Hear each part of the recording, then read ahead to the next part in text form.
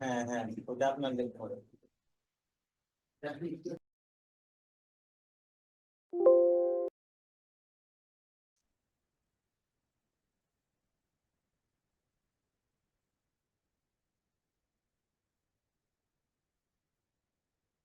আপনারা কেউ রেসপন্স করবেন? আমার কথা কি সাউন্ড ক্লিয়ারলি শোনা যাচ্ছে?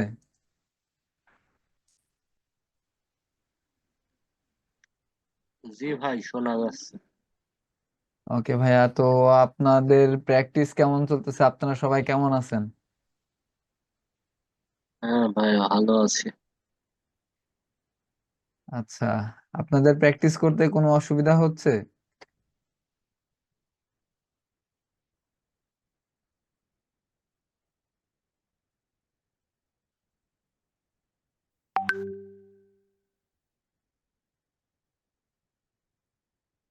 আপনারা ঠিকঠাক মতো প্র্যাকটিস করতেছেন কিনা আপনারা কেউ একটু জানালে ভালো হতো, কারণ প্র্যাকটিস ছাড়া তো আসলে কোডিং শেখা একেবারে অসম্ভব।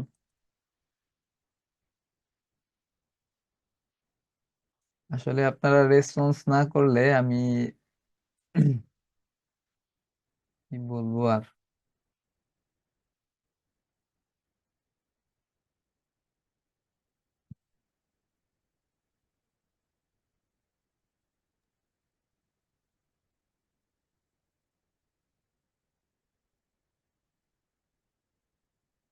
আচ্ছা, তাহলে হচ্ছে আমরা আজকের ক্লাসটা কিছুক্ষণের মধ্যে শুরু করব।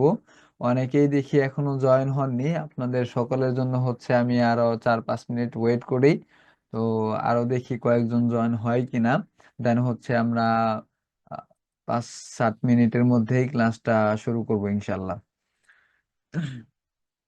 তো আপনাদের হচ্ছে গত ক্লাস নিয়ে যদি কোনো কনফিউশন থাকে বা হচ্ছে কোনো প্রবলেম থাকে, আমাদের হচ্ছে এখন জানাইতে পারেন, তাহলে হচ্ছে আমরা সেই কোশ্চেনের অ্যান্সারটা দেওয়ার ট্রাই করব।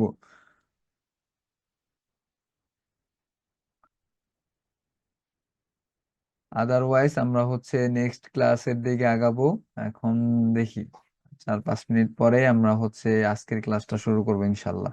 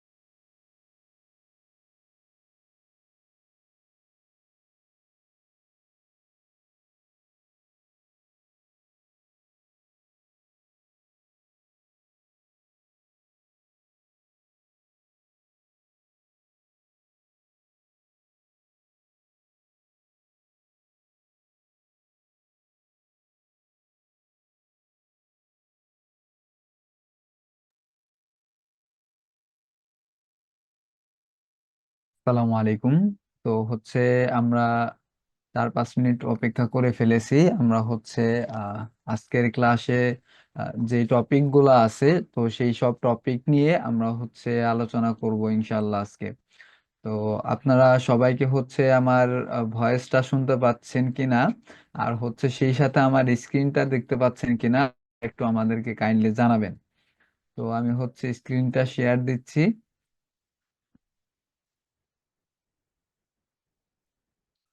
আমার স্ক্রিনটা কি দেখা যাচ্ছে? জি ভাই, দেখা যাচ্ছে। ওকে ভাইয়া, ঠিক আছে। তো আজকে হচ্ছে আমরা গতকালকে গত গত ক্লাসে আমরা হচ্ছে যে টপিক গুলো নিয়ে আলোচনা করছি, সেই টপিক হচ্ছে এই আহ, আপনারা আশা করি প্র্যাকটিস করেছেন ঠিকঠাক মতো। তো প্র্যাকটিস না করলে কিন্তু আপনারা আগাতে পারবেন না। গত ক্লাসে এই ফর্ম এর যে সব ইনপুট ফিল্ড গুলো আছে, ইনপুট ফিল্ডের টাইপ গুলো আছে, তো ওই টাইপ গুলো নিয়ে আলোচনা করেছি এবং ক্লাসে আমরা প্র্যাকটিক্যাল করিয়েছি। তো আজকে হচ্ছে আমরা যেই টপিক গুলো নিয়ে পড়বো, সেই টপিকের একটা টু ডু লিস্ট আমি বানিয়ে রেখেছি। তো আমরা এই টু ডু লিস্ট দেখে দেখে প্র্যাকটিস করব, এবং সেই সাথে আমরা হচ্ছে রিয়েল লাইফের যে প্রজেক্ট গুলো আমরা তৈরি করি, যে ওয়েবসাইটটা তৈরি করি, সেই ওয়েবসাইটে কিভাবে ইমপ্লিমেন্ট করতে হয়, কোথায় কি প্রপার্টি বা কোথায় কোন ভ্যালু ব্যবহার করতে হয়, সেটা আমরা আজকের এই ক্লাসে দেখব। তো আমরা হচ্ছে গত ক্লাসে হচ্ছে সিএসএস এর টেক্সট এবং ফন্টস নিয়ে দেখাইছিলাম। তো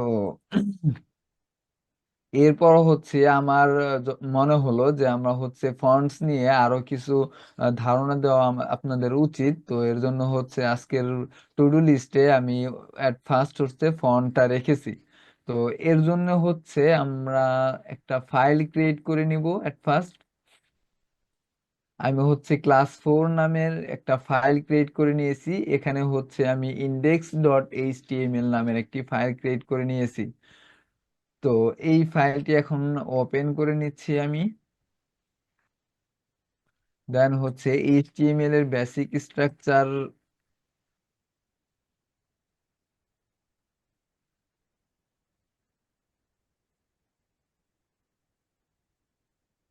আর আজকে সেই সাথে আপনাদের হচ্ছে কিছু এক্সটেনশনের কথা বলবো।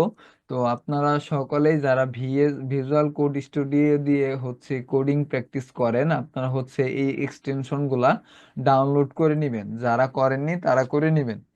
এক নাম্বার যেটা হচ্ছে সেটা হচ্ছে লাইভ সার্ভার। এবং হচ্ছে লাইভ সার্ভার দিলে আপনার যেইটা সুবিধা হয়, আমি হচ্ছে এখানে যাই লিখি আমাদের হচ্ছে রিফ্রেশ দেওয়া ছাড়াই ইনস্ট্যান্ট হচ্ছে ব্রাউজারে শো করে। তো এই হচ্ছে আমাদের লাইভ সার্ভারের ফ্যাসিলিটি এবং সুযোগ সুবিধা। তো আমরা এরপর চলে যাব অটো সেভ নামের একটি এক্সটেনশন রয়েছে আমাদের। তো এই অটো সেভ এক্সটেনশনটি আমরা হচ্ছে ডাউনলোড করে ফেলবো। অটো সেভের যেই কাজটা সেটা হচ্ছে আপনি ব্রাউজার যখনই চেঞ্জ করবেন বা উইন্ডো যখনই চেঞ্জ করবেন, সাথে সাথে অটো সেভ হয়ে যাবে। এইটা ব্যবহার করার কারণ হচ্ছে আপনারা অনেকেই কোড করেন কিন্তু হচ্ছে সেভ করতে ভুলে যান, যেই কারণে আপনারা হচ্ছে এখানে টোটালি ফুললি আউটপুট পান না। তো এটা অনেকেই হতাশযোগ্য একটি বিষয়। তো এর জন্য হচ্ছে অটো সেভ নামের যে এক্সটেনশনটি রয়েছে, তো এটা ডাউনলোড করে ফেলবেন। তো এক্সটেনশনে এসে জাস্ট অটো সেভ লিখলেই এটা হচ্ছে চলে আসবে। আপনারা সবাই এই এক্সটেনশনটি ইউজ করে ফেলবেন। এরপর আপনারা হচ্ছে চলে যাবেন হচ্ছে ক্লোজ ট্যাগ নামের হচ্ছে অটো ক্লোজ ট্যাগ।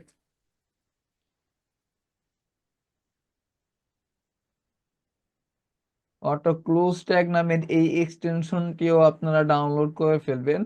এটি এটি হচ্ছে কাজ করে আপনি যখন এইচটিএমএল এর কোনো কোড হাতে লিখেন, যেমন হচ্ছে আমি লিখলাম এইচ ওয়ান দিয়ে ইন্টারফেস করার সাথে সাথে দেখেন আমাদের হচ্ছে এটা স্টার্টিং এবং হচ্ছে ক্লোজিং দুইটা ট্যাগই ক্লোজ হয়ে যাচ্ছে এবং ফুললি কন্টেন্ট রেডি, মানে কন্টেন্ট তৈরি করার জন্য রেডি হয়ে গেছে। তো এর জন্য হচ্ছে অটো ক্লোজ ট্যাগটা আমরা ব্যবহার করব। তো এরপর আমরা চলে যাব আজকের এই মূল টপিক, যেই টপিক নিয়ে আমরা আলোচনা করব সেই টপিকে আমরা চলে যাব। তো আমরা যেটা 1 নম্বরে রেখেছি সেটা হচ্ছে সিএসএস এর ফন্টস নিয়ে আজকে আমরা কাজ দেখব। তো আমরা ফন্টস নিয়ে যেটা দেখতে পারি, আমি হচ্ছে লিখলাম লরেম ইপসাম। লরেম লিখে জাস্ট 5 দিলাম। লরেম ইপসাম এটা লিখার হচ্ছে, লরেম লিখে আপনি হচ্ছে যে সংখ্যাটা পেস্ট করবেন এটা হচ্ছে সেই সেই কয়টি ওয়ার্ড অটোমেটিক ভাবে ডেমো হিসাবে উঠে যাবে। তো এটা হচ্ছে প্র্যাকটিস পারপাস। তো আমি হচ্ছে এখানে দিয়ে এখন লাইভে দেখি এটার কি আউটপুট আসছে। তো এখানে দেখতে পাচ্ছি আমাদের একটি সোজা আউটপুট চলে আসছে। এখন এই ফন্টস নিয়ে আমরা হচ্ছে আরো ডিটেলসে আলোচনা করব। তো এই ফন্টস প্রপার্টির মধ্যে এট ফার্স্ট আছে আমাদের ফন্ট ফ্যামিলি। ফন্ট ফ্যামিলি বলতে কি বুঝি, আমরা দেখতে পাই যে বিভিন্ন ধরনের ফন্ট ব্যবহার করি। তো এই ফন্ট গুলো স্টাইল এক এক সময় এক এক ধরনের ব্যবহার করার প্রয়োজন হয়ে থাকে, যার জন্য আমরা এই ফন্ট ফ্যামিলিটি ব্যবহার করে থাকি। তো এটি কিভাবে ব্যবহার করতে পারি, তো চলুন আমরা দেখি। ফন্ট ফ্যামিলি ব্যবহার করার জন্য আমরা হচ্ছে ক্লাস নিয়ে নিচ্ছি। ক্লাসের একটি নাম দিচ্ছি হচ্ছে font font CSS. Font CSS দিয়ে আমি হচ্ছে হেডার মধ্যে হচ্ছে আমি একটা স্টাইল ট্যাগ নিয়ে নিচ্ছি। এর ভিতরে আমি হচ্ছে ডট দিয়ে ফন্ট নিয়ে নিচ্ছি এন্ড হচ্ছে আমি এখানে লিখবো যে ফন্ট ফ্যামিলির মধ্যে আমি কি চাচ্ছি মূলত। এই ফন্ট ফ্যামিলির মধ্যে আমি যেটা লিখতে পারি, তো আগে লিখতে হবে আমাদের ফন্ট ফ্যামিলি। তো ফন্ট ফ্যামিলি লিখে ইন্টারপ্রেস করার সাথে সাথে আপনাদের অনেক সাজেশন চলে আসবে। তো আপনাদের যেই ফন্টটা ইউজ করা প্রয়োজন সেই ফন্টটা ইউজ করে ফেলবেন।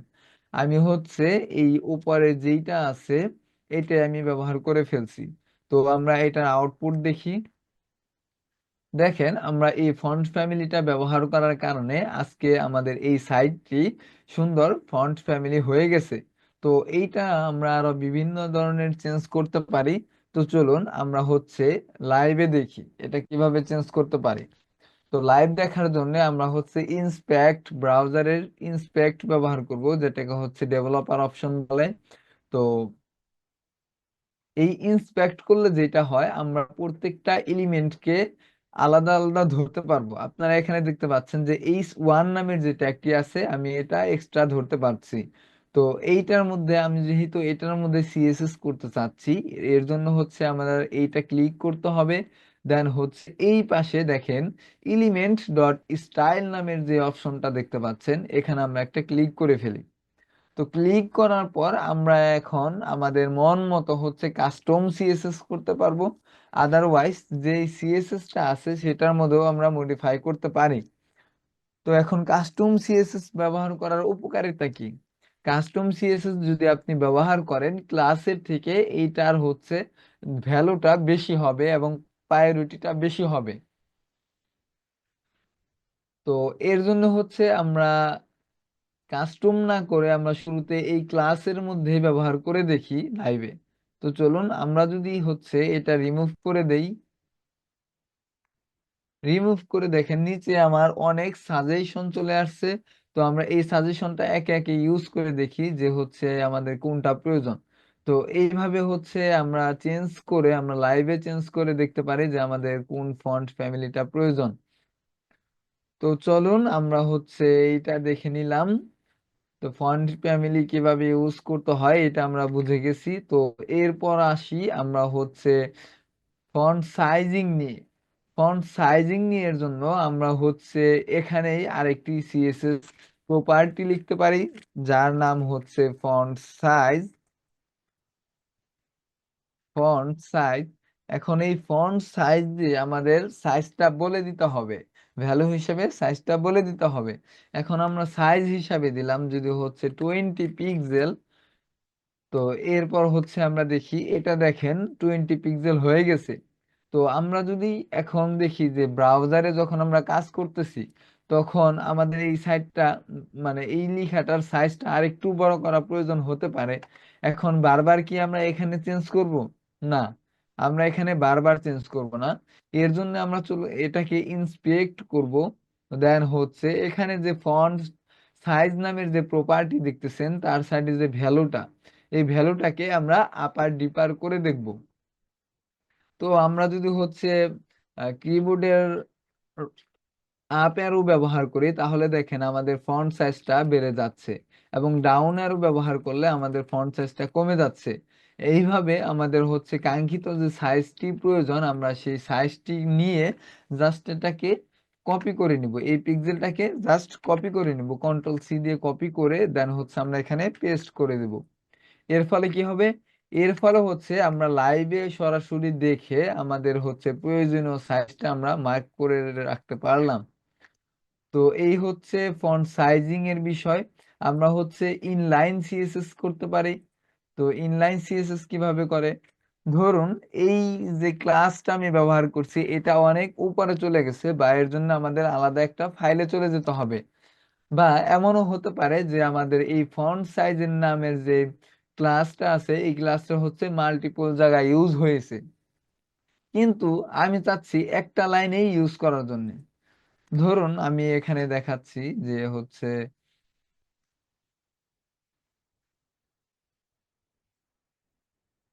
পি, তো আমি হচ্ছে পি ট্যাগ নিয়ে দেখাচ্ছি আপনাদের। দেখেন পি ট্যাগ নিলে অবশ্যই অবশ্যই এটি ছোট হওয়ার কথা ছিল।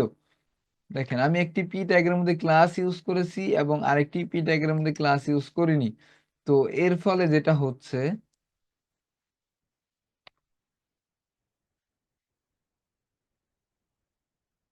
দেখেন এর ফলে যেটা হচ্ছে, আমি যেই পি ট্যাগের মধ্যে ক্লাস ব্যবহার করেছি, সেই পি ট্যাগ কিন্তু এটার মতো সেম ফন্ট সাইজ হয়ে আসছে। আর যেটার মধ্যে ইউজ করি না, সেটা কিন্তু অরিজিনালি পি ট্যাগের মতোই রয়েছে। এখন ধরুন আমি হচ্ছে ফন্ট সিএসএস সবগুলোর মধ্যে ব্যবহার করেছি। তার মানে এখন আমি চাচ্ছিলাম যে ফন্ট সাইজ সবগুলোর মধ্যে ব্যবহার হলেও আমি এখন সেন্টার পজিশনে যে লাইনটা আছে, এইটার ফন্ট সাইজটা আমি আরেকটু বড় করব। তো এর জন্য আমি যদি এই ফন্ট সিএসএস এর মধ্যে ক্লাসের মধ্যে যদি চেঞ্জ করি, তাহলে সবকিছুই চেঞ্জ হয়ে যাবে। তো এর জন্য আমি যেটা করতে পারি, এখানে আমি কাস্টম সিএসএস লিখতে পারি। এটা কিভাবে করতে পারি? এটা লেখার আগে আমাদের লিখতে হবে স্টাইল। স্টাইলের মধ্যে আমাদের বলে দিতে হবে ফন্ট সাইজ। ফন্ট সাইজ দিয়ে এখন আমাদের কাঙ্ক্ষিত যেই সাইজটা প্রয়োজন, আমরা সেই সাইজটা বলে দেবো। আমরা এখানে লিখলে দিলাম হচ্ছে 30 পিক্সেল। দেখেন আপনারা এখানে লক্ষ্য করতেছেন যে হচ্ছে আমার শুধু একটা লাইনই হচ্ছে সাইজ বড় হয়ে গিয়েছে।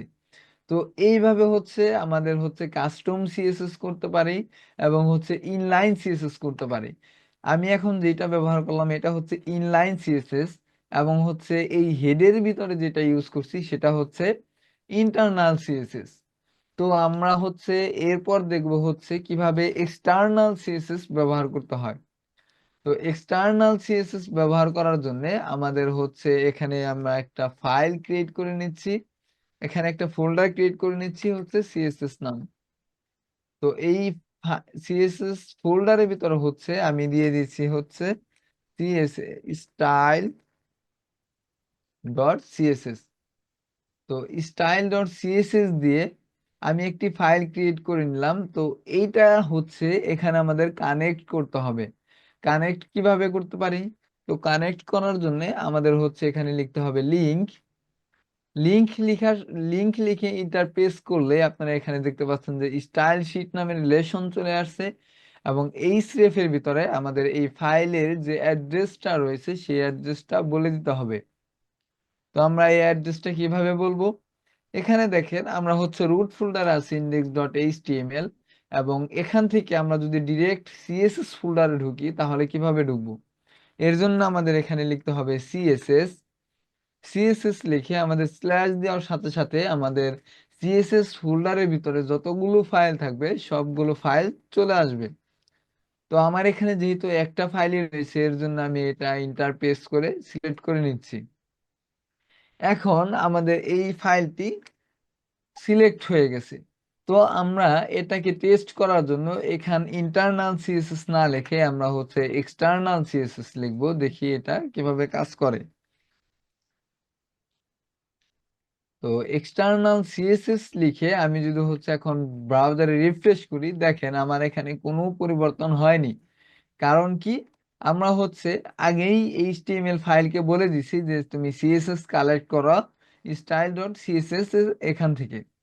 তো এইটা যদি আমি হচ্ছে কমেন্ট করে দেই ব্রাউজারকে, যদি এটা আমি ধরতে না বলি, তাহলে দেখেন এখন এটা কি হচ্ছে, ডিফল্ট ভাবে চলে যাচ্ছে। তো এই হচ্ছে ইন্টারনাল, এক্সটার্নাল এবং হচ্ছে ইনলাইন সিএসএস ব্যবহার করার প্রক্রিয়া। তো আমরা এরপর চলে যাব হচ্ছে ফন্ট ওয়েট। ফন্ট ওয়েট দিয়ে কি বোঝায়? ফন্ট ওয়েট দিয়ে বোঝানো হয় যে হচ্ছে আপনি এই ফন্টের, সরি, আমি যদি এটাকে ইন্সপেক্ট করে নিয়ে আসি, এরপর যদি এখানে লিখি যে ফন্ট ওয়েট, ফন্ট ওয়েট লিখে আমি যদি হচ্ছে দেখেন আমি ফন্ট ওয়েট দিয়ে 800 লেখার সাথে সাথে এইটা একটা বোল্ড টাইপ হয়ে গেছে। এই বোল্ড, বোল্ড যেভাবে ব্যবহার করি ফন্ট ওয়েটটা সেম কাজই করে। তো এই ফন্ট ওয়েটটা যদি আমি কেটে দেই তাহলে দেখেন এটা কিভাবে হচ্ছে, এবং ফন্ট ওয়েটটা ইউজ করার ফলে এটা বোল্ড হয়ে যাচ্ছে। তো এইভাবে হচ্ছে আমরা ফন্ট ওয়েটটা ব্যবহার করতে পারি। তো সেই সাথে হচ্ছে ফন্ট স্টাইল তো আপনাদের দেখাইলাম। এখন এরপর আসি হচ্ছে আমাদের ফন্টকে কিভাবে হচ্ছে টেক্সট অ্যালাইজিং বা হচ্ছে টেক্সট সেন্টারে নিতে হয়। তো টেক্সট সেন্টারে নেওয়ার জন্য আমাদের হচ্ছে আরো কিছু প্রপার্টি ব্যবহার করতে হবে, যার নাম হচ্ছে, আমরা ধরুন সবগুলো আমরা সবগুলো ট্যাগকে আমরা হচ্ছে সেন্টার পজিশনে নিয়ে যাব। এর জন্য আমাদের লিখতে হবে এখানে টেক্সট অ্যালাইজিং সেন্টার লিখে আমি যদি হচ্ছে ব্রাউজারে দেখি তাহলে দেখেন প্রত্যেকটা টেক্সটই আমাদের হচ্ছে সেন্টার পজিশনে চলে গেছে। তো এইভাবে হচ্ছে আমি এটাকে রাইট নিতে পারি, লেফট নিতে পারি। তো এটা আপনারা কিভাবে দেখবেন? তো এইটা দেখার জন্য আমি হচ্ছে ব্রাউজারে ইন্সপেক্ট করতেছি, দেন হচ্ছে আমি এখানে এই সেন্টারকে রিমুভ করে দেন এখানে আমি লিখে দিলাম রাইট। রাইট লেখার সাথে সাথে আপনারা এখানে দেখতে পাচ্ছেন যে এটা সবগুলো রাইটে চলে যাচ্ছে। তো এইভাবে হচ্ছে আমরা ফন্টকে অ্যালাইজিং করতে পারি। তো এই হচ্ছে বিষয়। এবং ফন্ট ওয়েটকে আমরা নাম্বারিং না করে আরেকটা উপায়ে বোল্ড করতে পারি, সেটা হচ্ছে আমরা লিখি এখানে ফন্ট ওয়েট, এখানে আমরা লিখতে পারি বোল্ড বা বোল্ডার। আমরা বোল্ড লিখলে যেটা দেখতে পাচ্ছেন যে এটা এইভাবে হয়ে গেছে। তো আমরা যদি বোল্ডার দেই তাহলে দেখেন একটুখানি চেঞ্জ হয়েছে। তো এই হচ্ছে আমাদের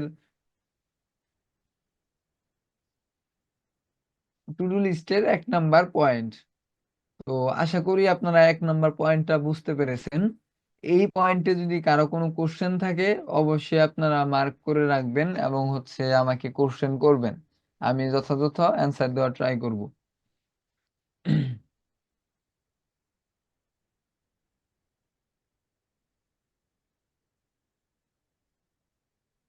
এরপর চলে যাব হচ্ছে সিএসএস এর লিংক এন্ড হচ্ছে লিস্ট।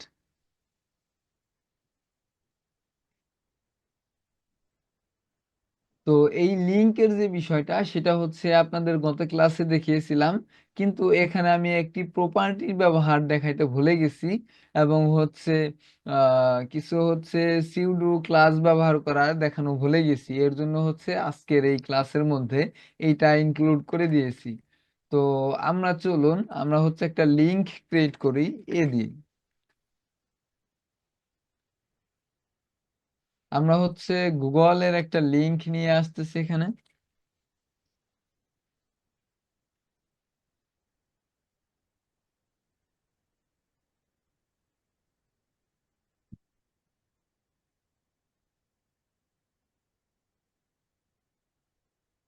গুগল। তো আমরা এটাকে যদি ব্রাউজারে দেখি তাহলে আপনারা এখানে দেখতে পাচ্ছেন যে জাস্ট লেখা আসছে গুগল, এবং সেই সাথে এটার নিচে লেখা আসছে হচ্ছে, এটার নিচে একটি আন্ডারলাইন চলে আসছে। এখন কিছু কিছু ক্ষেত্রে আমাদের আন্ডারলাইনটা রিমুভ করার প্রয়োজন হয়ে থাকে। তো এইটা আমরা কিভাবে রিমুভ করব? তো এইটা রিমুভ করার জন্য আমাদের এইটাকে ধরতে হবে, এই ট্যাগটাকে আমাদের ধরতে হবে। এটা আমরা কিভাবে ধরবো? আমরা একটা ক্লাস নিয়ে নিচ্ছি, ক্লাসের নাম দিচ্ছে হচ্ছে এ লিঙ্ক। এ লিঙ্ক দিয়ে আমরা হচ্ছে একটা ক্লাস নিয়ে নিলাম। এই ক্লাসের ভিতর আমরা যেটা লিখবো সেটা হচ্ছে টেক্সট ডেকোরেশন, টেক্সট ডেকোরেশন নাম। এই টেক্সট ডেকোরেশন প্রপার্টিটা ব্যবহারের ফলে আমরা এই এ লিঙ্কে বুঝাচ্ছি যে তোমার ডেকোরেশন মানে নিচের যে আন্ডারলাইনটা আছে এই লাইনটা রিমুভ করে ফেলো। তো আপনারা এখন দেখতে পাচ্ছেন যে এখানে কোনো আন্ডারলাইন আসতেছে না। তো এইটাকে আমরা আরো কিছু প্রপার্টি ব্যবহার করতে পারি, যেমন হচ্ছে টেক্সট ডেকোরেশনের বদলে আমরা হচ্ছে ব্লিঙ্ক দিতে পারি, ডটেড দিতে পারি, এবং হচ্ছে লাইন থ্রু দেওয়ার কারণে আপনারা এখানে দেখতে পাচ্ছেন যে হচ্ছে এটা একটা কেটে যাওয়ার মতো হয়ে গেছে। তো ওভারলাইন দিলে হচ্ছে দেখতে পাচ্ছেন যে আপনার যে আন্ডার লাইনটা ছিল সেই লাইনটা উপরে চলে গেছে। তো আমরা হচ্ছে এইভাবে আমরা ইউজ করে দেখতে পারি যে আরো কি কি প্রপার্টি এবং ভ্যালু রয়েছে। তো এরপর আমরা হচ্ছে দেখব কিভাবে হোভার কাজ করে। তো হোভার জিনিসটা কি? আপনারা দেখবেন অনেক ওয়েবসাইটের মধ্যে হচ্ছে আপনারা যখন মাউসটা কোনো লেখার উপরে বা বাটনের উপরে ক্লিক করেন বা মাউসটা নিয়ে যান, সাথে সাথে ওইটার কালারটা চেঞ্জ হয়ে যায়। এইটা এটাই হচ্ছে মূলত হোভারের কাজ। তো এটা আমরা কিভাবে করতে পারি? তো চলুন আমরা একটা বাটন নিয়ে নিচ্ছি,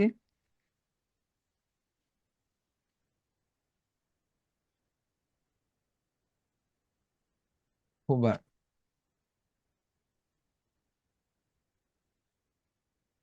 এখানে আপনারা দেখছেন যে হুবার বিটিন নামের একটা বাটন নিয়ে নিচ্ছি। এখন এটাকে আমরা একটু স্টাইল করব।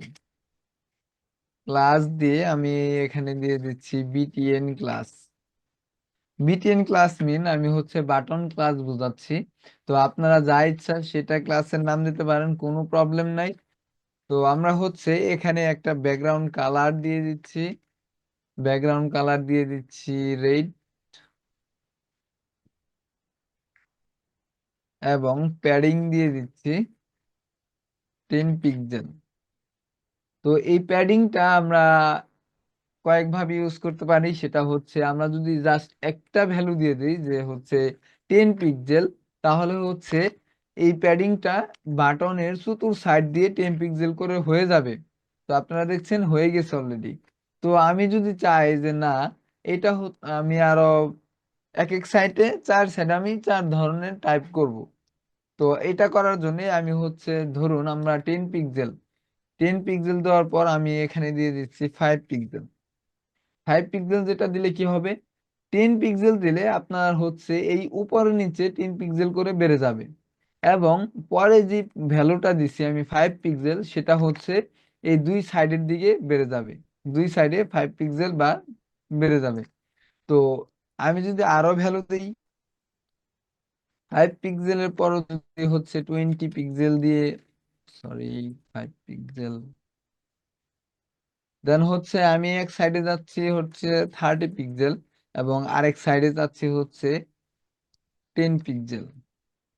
তো এখন দেখেন আমার বাটনটা হচ্ছে আহ উপরের সাইডে নিচে 10 পিক্সেল, সাইডে নিচে রাইট সাইডে নিচে হচ্ছে 5 পিক্সেল, এবং নিচে নিচে হচ্ছে 30 পিক্সেল। তো এইভাবে হচ্ছে আমরা একটি বাটনকে বা একটি ট্যাগকে বিভিন্ন ধরনের উপায়ে আমরা প্যাডিং দিতে পারি। তো আমি হচ্ছে একটাই ইউজ করতেছি 10 পিক্সেল। তো যার ফলে হচ্ছে বাটনের 4 সাইড দিয়েই হচ্ছে 10 পিক্সেল নিয়ে নিছে। এখন আপনারা খেয়াল করলে দেখবেন যে হচ্ছে এই বাটনের 4 সাইডে একটা বর্ডারের মতো হয়ে গেছে। তো এটাকে রিমুভ করব কিভাবে? তো এটা রিমুভ করার জন্য আমরা লিখবো হচ্ছে বর্ডার, বর্ডার 0। বা জাস্ট বর্ডার 0 দিলেই আপনারা দেখতে পাচ্ছেন এখানে আর কোনো বর্ডার নেই। তো এই হচ্ছে আমাদের বর্ডারের কাজ। তো সেই সাথে আমরা দেখবো হচ্ছে হোভারের কাজ। তো চলুন আমরা হোভারের কাজটা দেখি। হোভারের কাজ হোভার করতে হলে আমাদের হচ্ছে শুরুতে হচ্ছে ক্লাসটা ধরতে হবে। ক্লাস ধরে আমাদের এখানে ক্লোন দিয়ে লিখতে হবে হোভার।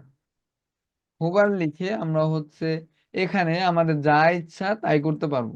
এখন আমি হোভার যখন মাউসটা যখন আমার এখানে চলে যাবে, তখন আমি চাচ্ছি যে এটার কালারটা চেঞ্জ করে ফেলবো। তো এটা কিভাবে করি চলুন দেখি। এই হোভারের ভিতরে আমি লিখে দিলাম ব্যাকগ্রাউন্ড কালার হোয়াইট। এবং আমার হচ্ছে যে ফন্টটা আছে এই font, sorry, background colour white দিলে বোঝা যাচ্ছে না। তো আমি এটাকে এই কালার দিয়ে দিলাম। Sorry।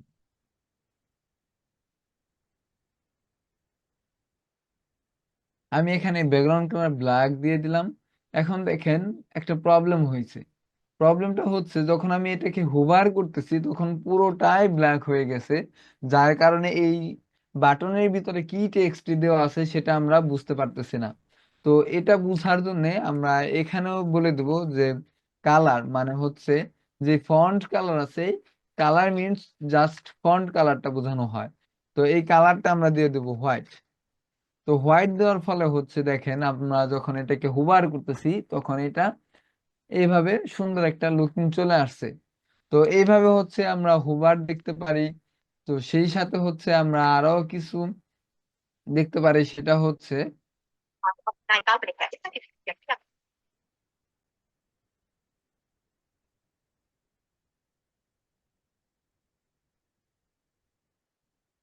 আপনারা কাইন্ডলি মাইকটা মিউট করবেন আর কি।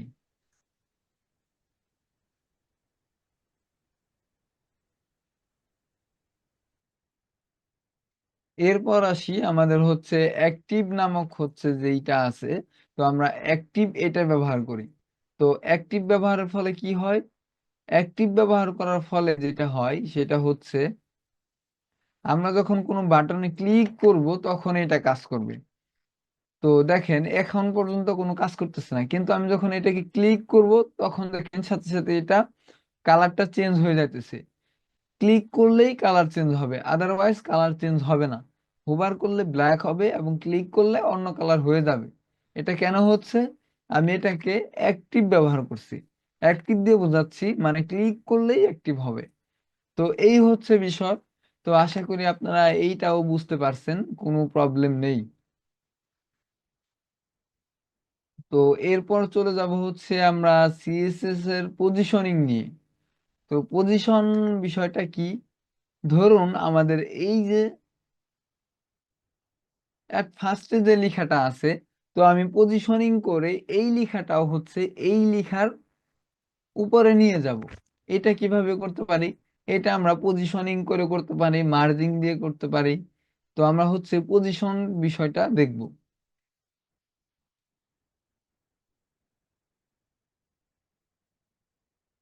আমি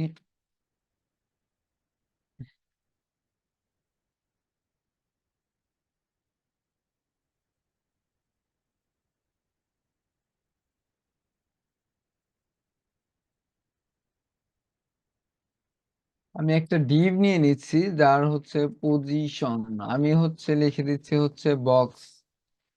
বক্স দিয়ে ইন্টারফেস করে দেন হচ্ছে আমরা এটাকে পজিশনিং করব।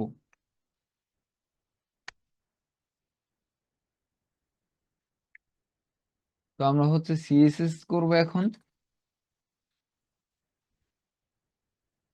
আমরা পজিশন করার জন্য আমাদের শুরুতেই দিতে হবে যে পজিশন অ্যাবসোলেট। পজিশন যদি অ্যাবসোলেট না দেই তাহলে আমাদের এই পজিশনটা কোনোভাবে আমরা কাজ করতে পারবো না। এখন আমাদের পজিশন অ্যাবসোলেট দেওয়ার পর আমাদের বুঝতে হবে যে আমরা এই বক্সটাকে কি করতে যাচ্ছি। আমরা এই বক্সটাকে চাচ্ছি ব্যাকগ্রাউন্ড একটা কালার দেওয়ার জন্য, একটা প্যাডিং দেওয়ার জন্য। তো আমরা হচ্ছে লিখে দিচ্ছি ব্যাকগ্রাউন্ড কালার রেড এবং হচ্ছে ওয়েট দিতে চাচ্ছি 30 পিক্সেল। এবং হাইট দিতে চাচ্ছি 30 পিক্সেল। তো দেখেন আমাদের বক্সটা,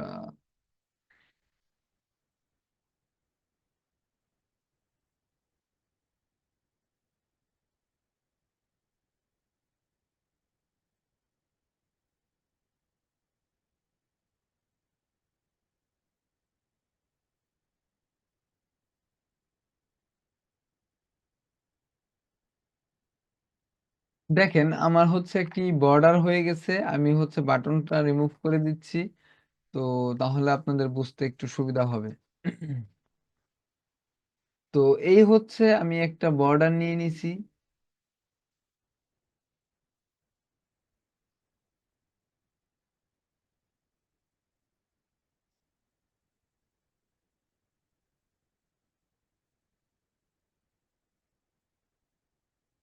দেখেন এখানে বর্ডার যেটা নিছি সেটা হচ্ছে box1 নামের একটি বর্ডার নিয়ে নিছি। তো এই বর্ডারটা আমি এখন কি করব, এইটাকে এই বর্ডার ওয়ানটাকে একটি টপ পজিশনে নিয়ে যাব, এখানে নিয়ে যাব। তো এইটা আমি কিভাবে করতে পারি? তো এইটা করার জন্য আমাকে হচ্ছে কিছু টপ লিখতে হবে। এই সিএসএস এর এখানে আমরা লিখবো হচ্ছে টপ। আমরা টপ কোথায় নিয়ে যাব? জিরোতে নিয়ে যাব। টপ যদি আমরা হচ্ছে জিরোতে নিয়ে যাই তাহলে দেখেন এইটা হচ্ছে ব্রাউজারের একেবারে টপে চলে আসছে। তো এইটাকে আমি যদি হচ্ছে লেফট থেকে আমি চাচ্ছি সেন্টার পজিশনে আনার জন্য, এই বক্সটাকে আমরা এখানে আনবো। এখানে আনার জন্য কি করতে হবে? আমাদের লিখতে হবে লেফট। লেফট দিয়ে আমরা কি বোঝাচ্ছি? লেফট দিয়ে বোঝাচ্ছি যে এই লেফটে থেকে আমাদের এই 50% তুমি সরে যাও। দেখেন এই যখন আমি 50% সরে যেতে বলতেছি তখন ঠিক স্ক্রিনের সেন্টার পজিশনে চলে আসছে। তো এই হচ্ছে আমাদের পজিশনিং এর যে বিষয়টা।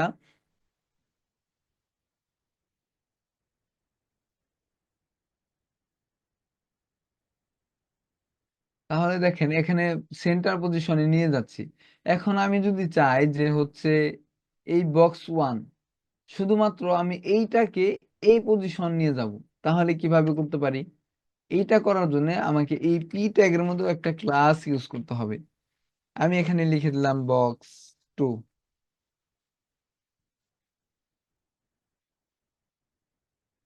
box2 দিয়ে আমি হচ্ছে এখন আমি আপনাদের আরেকটা জিনিস, box2 দিয়ে আমাদের হচ্ছে আগে লিখতে হবে পজিশন রিলেটিভ। পজিশন রিলেটিভ কেন লিখতে হবে? কারণ position relative, position absolute means আপনার হচ্ছে পুরো স্ক্রিন জুড়েই এটা কাজ করবে। আর যদি হচ্ছে আমি পজিশন রিলেটিভ দেই তাহলে হচ্ছে শুধু অ্যাবসুলেটের আন্ডারেই কাজ করবে।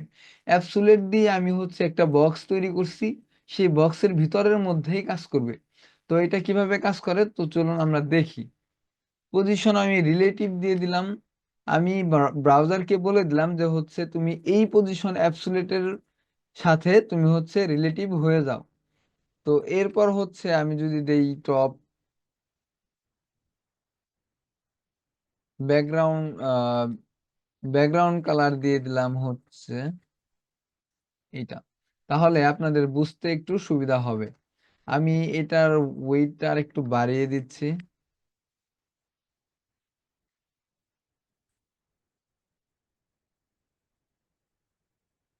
এবং এইটার ওয়েট দিয়ে দিচ্ছি হচ্ছে 50 পিক্সেল।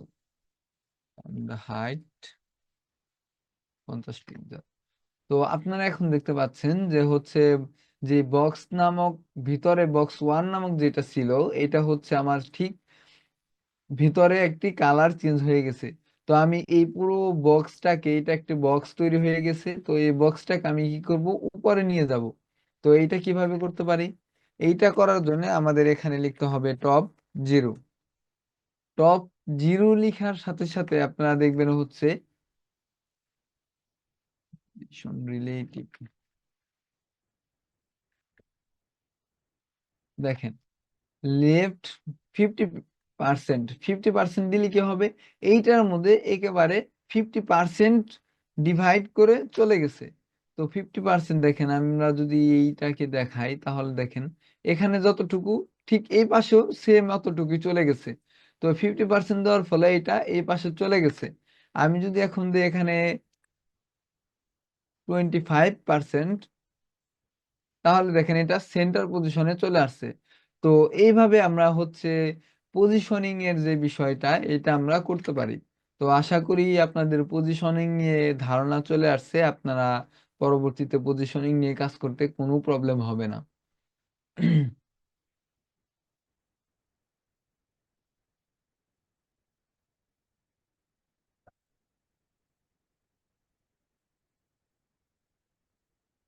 এরপর আমরা চলে যাই হচ্ছে সিএসএস এর যে বর্ডার আছে, তো এইটা দিয়ে আমরা হচ্ছে একটি বর্ডার তৈরি করব এবং হচ্ছে একটি ডিপ তৈরি করে সেই ডিপকে আরো বিভিন্ন ধরনের স্টাইল করব।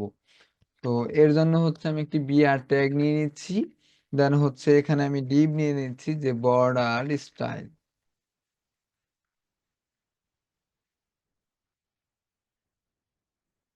এখন এই বর্ডার স্টাইলটা আমরা হচ্ছে বেসিক ভাবে এইটা দেখতে পারবো যে হচ্ছে বর্ডার স্টাইল। তো আমি হচ্ছে আগেরটাকে রিমুভ করে দিচ্ছি, কমেন্ট করে দিচ্ছি, তাহলে আপনাদের বুঝতে একটু সুবিধা হবে। তো বর্ডার স্টাইলের সাথে আমি একটি ব্যাকগ্রাউন্ড কালার নিয়ে নিচ্ছি।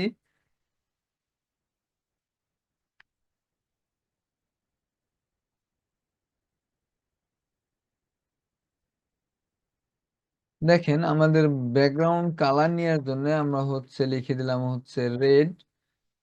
তো আমি জানি না রেড কেন আমার এত পছন্দ, বারবার রেড এর কথাই বলতেছি।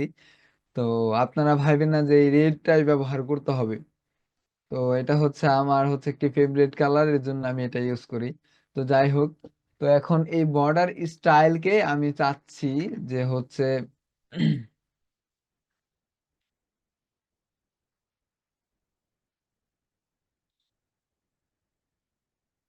দেখেন আমি একটি কালার নিয়ে নিছি, এখন আমি চাইবো যে এটাকে একটি প্যাডিং করার জন্য এন্ড সেই সাথে এটাকে তার সাইডে বর্ডার দেওয়ার জন্য। তো আমি এটাকে আগে প্যাডিং দিয়ে নিই কিছু। প্যাডিং হচ্ছে 20 পিক্সেল এন্ড হচ্ছে বর্ডার।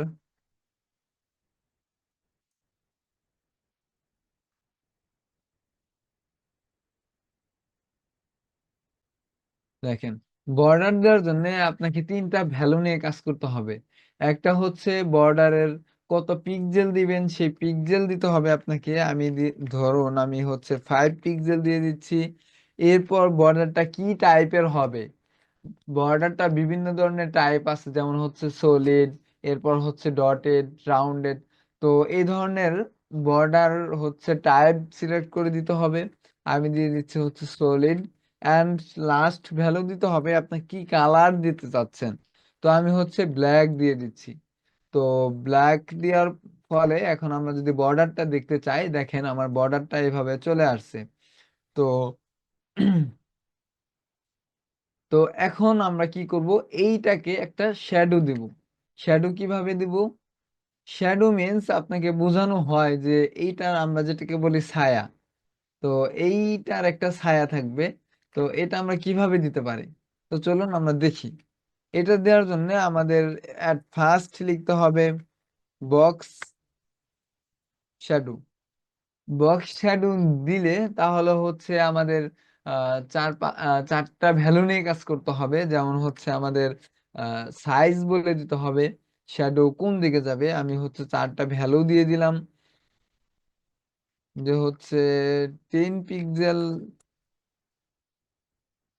আমি হচ্ছে সবগুলো আগে দিয়ে নিই, এরপর হচ্ছে আপনাদের আমি বুঝিয়ে দিই যে কোনটার আসলে কি কাজ হচ্ছে।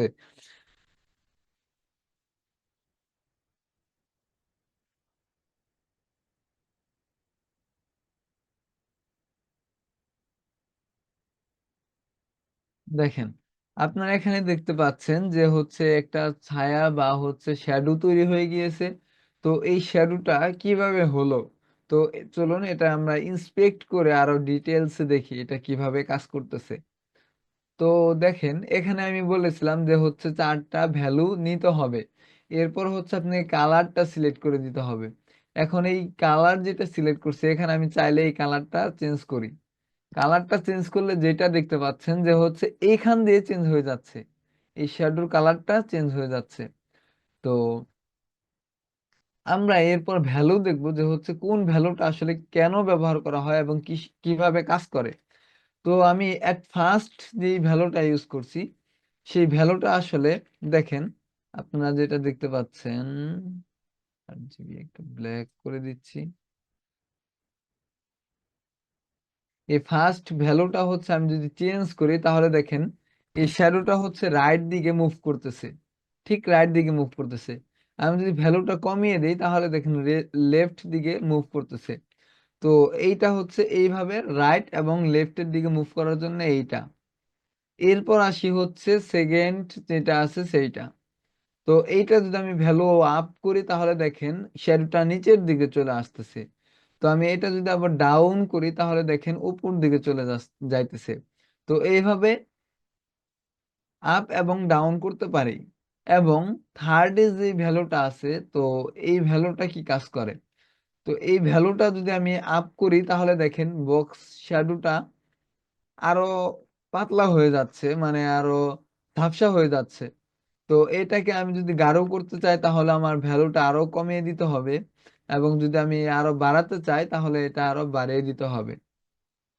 এরপর হচ্ছে যেই জিরো পিক্সেল দিচ্ছি, এই জিরো পিক্সেল দিয়ে হচ্ছে আপনার এইটা হচ্ছে সরিয়ে যায়, এটা হচ্ছে সাইজ বেড়ে যায়। তো আপনারা দেখছেন যে হচ্ছে সাইজ অনেক বড় হয়ে যাচ্ছে।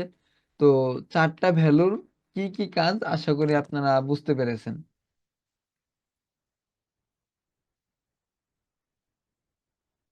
তো এরপর হচ্ছে আমাদের আজকের ক্লাসের লাস্ট টপিক, যে media query and responsive design কিভাবে করব।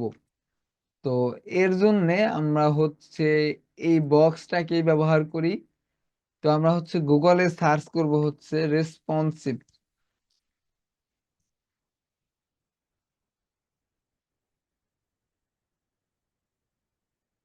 Responsive CSS media query.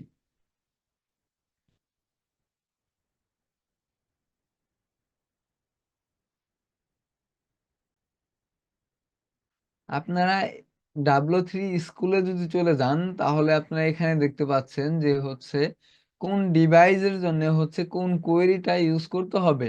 তো এইটা আপনারা মনে না রাখলেও চলবে, এটা আপনারা গুগল থেকে কপি করে নিতে পারবেন, কোনো প্রবলেম নেই। তো আমরা হচ্ছে এট ফার্স্ট দেখব হচ্ছে স্মল ডিভাইস মানে হচ্ছে মোবাইল ডিভাইসে কিভাবে আমরা রেসপন্সিভ করতে পারি। তো এর জন্য হচ্ছে আমরা জাস্ট এতটুকু কোড কপি করে নিয়ে গেলাম, দেন হচ্ছে আমরা সিএসএস এ চলে যাই। এখন আমরা এখানে জাস্ট এটাকে পেস্ট করে দিলাম।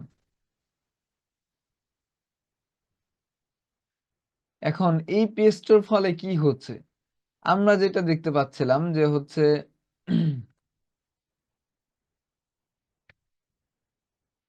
এটার একটা স্টাইল হয়ে আছে বা হচ্ছে বক্স শ্যাডো হয়ে আছে। তো আমি চাচ্ছিলাম এই ব্রাউজারটাকে যখন আমি মোবাইল ডিভাইস করব, যে হচ্ছে যখন এটাকে মোবাইল ডিভাইস দিয়ে দেখব, তখন এই বক্স শ্যাডোটা অন্যরকম হয়ে যাবে বা চেঞ্জ হয়ে যাবে। তো এটা আমরা কিভাবে করতে পারি? তো এটা করার জন্য আমি হচ্ছে এইটাকে সেম সিএসএসটা কপি করে নিচ্ছি এন্ড হচ্ছে এখানে পেস্ট করে দিচ্ছি। এখানে পেস্ট করে আমি হচ্ছে অ্যাট ফার্স্ট এখানে ভ্যালুটা চেঞ্জ করে দেব। আমি ভ্যালুটা ইন্সপেক্ট করে দেখে নিচ্ছি লাইভে যে কেমন হয়।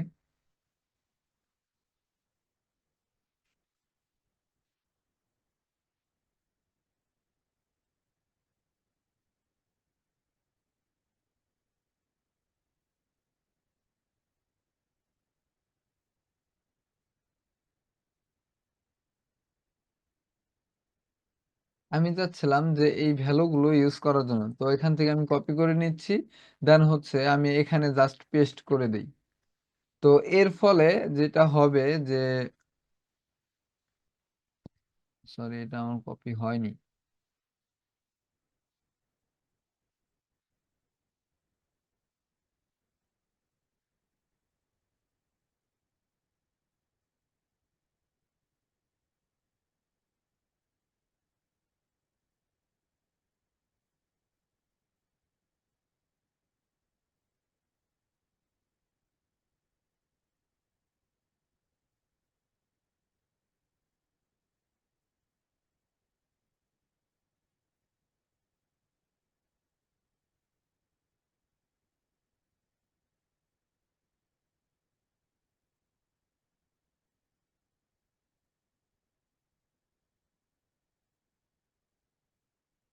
এটাকে আমি হচ্ছে 60 পিক্সেল করে দিচ্ছি এবং এটাকে আমি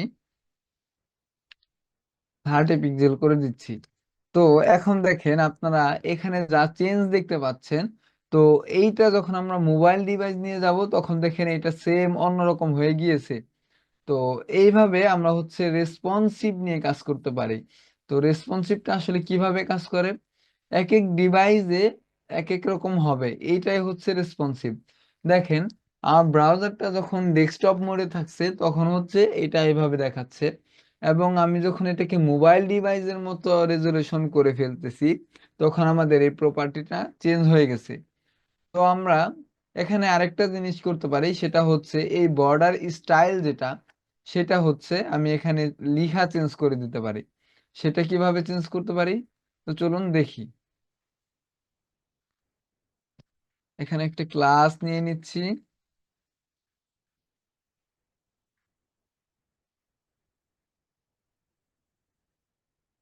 box shadow.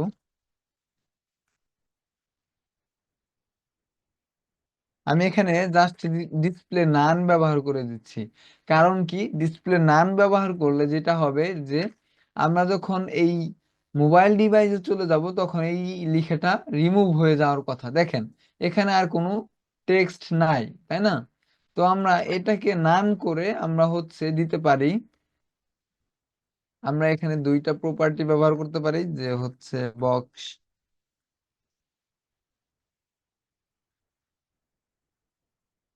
Box shadow two, and এখানে আমরা এখানে ডিসপ্লে ভিজিবিলিটি।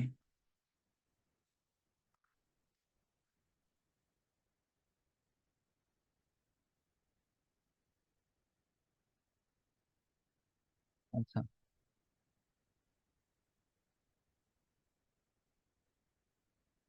আমরা এটা হচ্ছে মিডিয়া কোয়েরির বাইরে ব্যবহার করব, যার ফলে যেটা হবে আমরা যখন ডেস্কটপ মোডে থাকবো তখন আমরা এটাকে নান করে দিচ্ছি। তো বক্স টু আমরা এখানে আরেকটা নিয়ে নিচ্ছি, যে হচ্ছে বক্স টু নামে।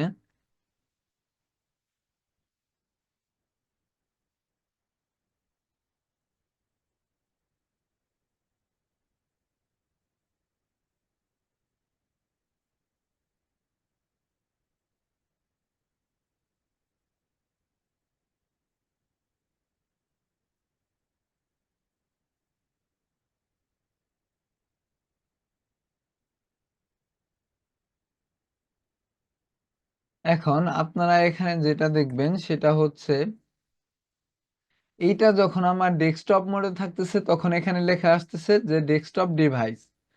এখন এটাকে যদি আমি মোবাইল ডিভাইসে কনভার্ট করি তাহলে দেখেন এখানে কি লেখা আসে। আপনারা এখানে খেয়াল করবেন যে আমি এটা যখন, সরি,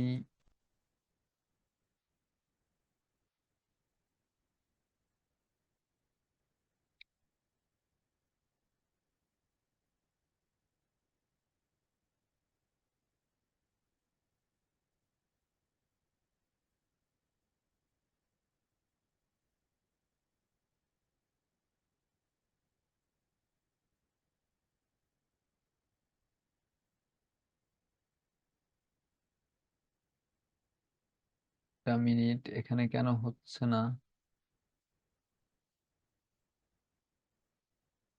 শ্যাডো।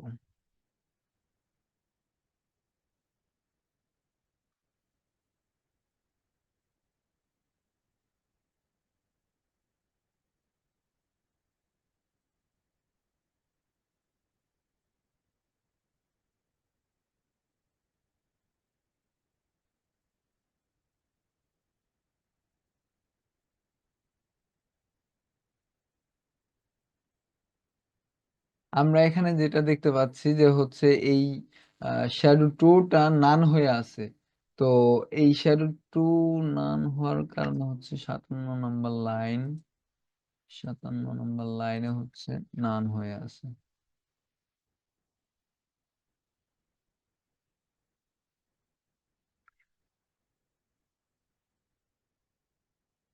এখন আমরা হচ্ছে ডেস্কটপ মোডে এবং মোবাইল মোডে, দুইটা মোডে আমরা যখন ডেস্কটপ মোডে আছি তখন হচ্ছে ডেস্কটপ মোড এবং মোবাইল ডিভাইস দুইটাই দেখাচ্ছে। তো আমরা এটা এমন ভাবে করব, যখন আমরা ডেস্কটপে থাকবো তখন শুধু ডেস্কটপই দেখাবে, এবং যখন আমরা মোবাইল মোডে থাকবো তখন শুধু মোবাইল ডিভাইসই দেখাবে। তো এর জন্য হচ্ছে আমাদের হচ্ছে এখান থেকে দেখে নিতে হবে যে লার্জেস্ট ডিভাইস ল্যাপটপ এবং ডেস্কটপ। তো আমাদের হচ্ছে এই মিডিয়া কোয়েরিটা ইউজ করতে হবে।